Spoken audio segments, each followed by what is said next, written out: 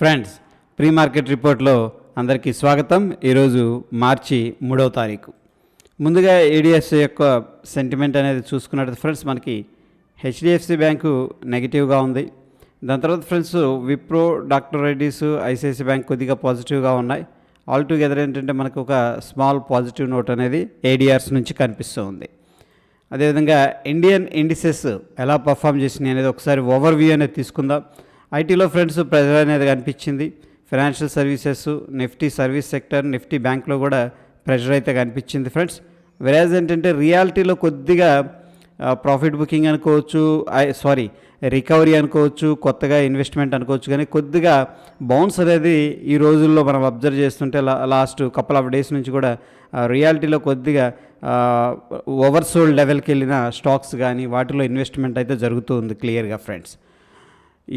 మనకేంటంటే పెద్దగా strong sentiment ఏం లేదు, కానీ ఆల్ టుగెదర్ ఏంటంటే కొంత వీక్నెస్ ఇంకా కనిపిస్తూ ఉంది.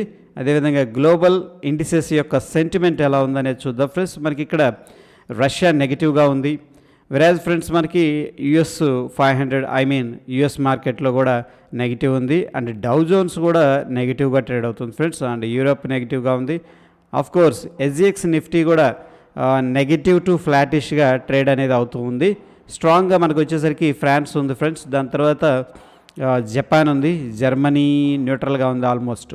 సో ఒక రకంగా ఏంటంటే డౌ జోన్స్ అనేది నెగిటివ్గా ట్రేడ్ అవుతుంది. ఎస్జిఎక్స్ నిఫ్టీ కూడా కొద్దిగా బోర్డర్లో అనేది ట్రేడ్ అవుతుంది. ఇకపోతే ఫ్రెండ్స్ ఇది ఎకనామిక్ క్యాలెండరు. మనకి నిన్నటి రోజున ఇది ఫండమెంటల్ డేటా. అండ్ ఈరోజు వచ్చేసరికి మనకి జాబ్లెస్ క్లెయిమ్స్ అనేవి తగ్గాయన్నమాట, which is a positive sign actually. Okay, CPI data కూడా యూరోప్కి సంబంధించింది రావడం జరిగింది, అది కూడా పాజిటివ్గా ఉంది. ఇది ఫండమెంటల్కి సంబంధించిన అంశం.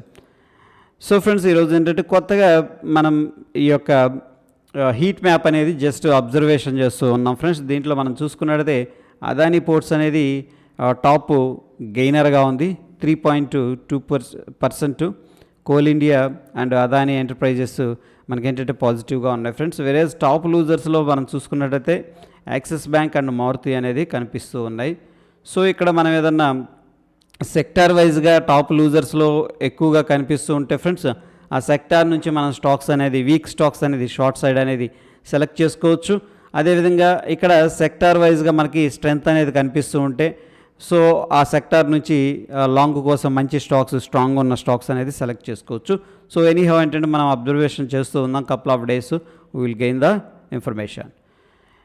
ఇకపోతే బ్యాన్ లిస్ట్లో ఎటువంటి స్టాక్స్ అనేవి లేవు friends. Future and options ban లిస్ట్లో ఏమి స్టాక్స్ కనిపించట్లేదు.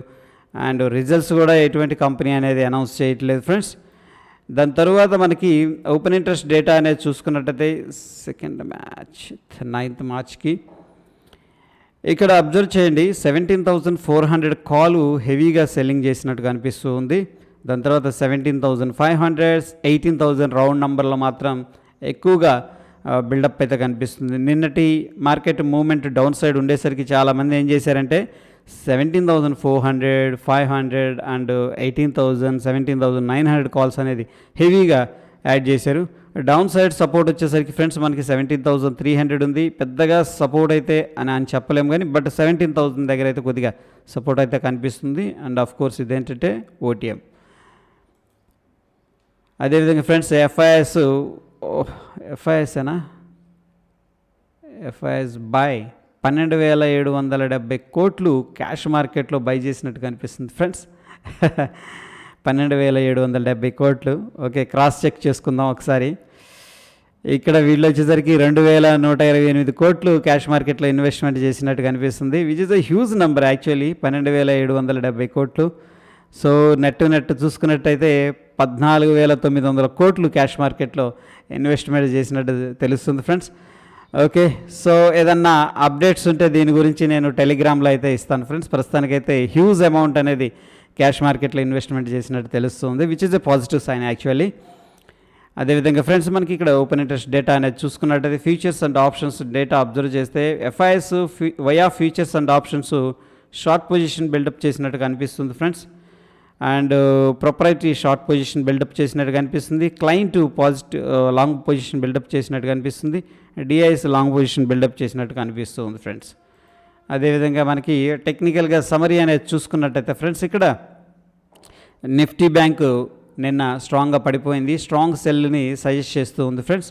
అదేవిధంగా మన నిఫ్టీ 50 కూడా డైలీ టైం ఫ్రేమ్లో స్ట్రాంగ్ అనేది సెల్ అనేది సజెస్ట్ చేస్తూ ఉంది. ఇవన్నీ కూడా ఏంటంటే friends based on the oscillator and indicators అనమాట, మూవింగ్ యావరేజెస్ కానీ ఆర్ఎస్ఐ ఇవి, ఓకే, స్టోకాస్టిక్ అలాగా. ఇకపోతే ఫ్రెండ్స్ మనకి సో యా ఎస్జిఎక్స్ నిఫ్టీ అనేది ప్రస్తుతానికి మనకి ఎస్జిఎక్స్ నిఫ్టీ 17,460 దగ్గర ట్రేడ్ అవుతుంది. డైలీ టైం ఫ్రేమ్లో ఏంటంటే మనకు కొద్దిగా 17,300 దగ్గర ఒక స్ట్రాంగ్ సపోర్ట్ అయితే తీసుకోవడానికి ట్రై చేస్తుంది ఫ్రెండ్స్, 350 దగ్గర.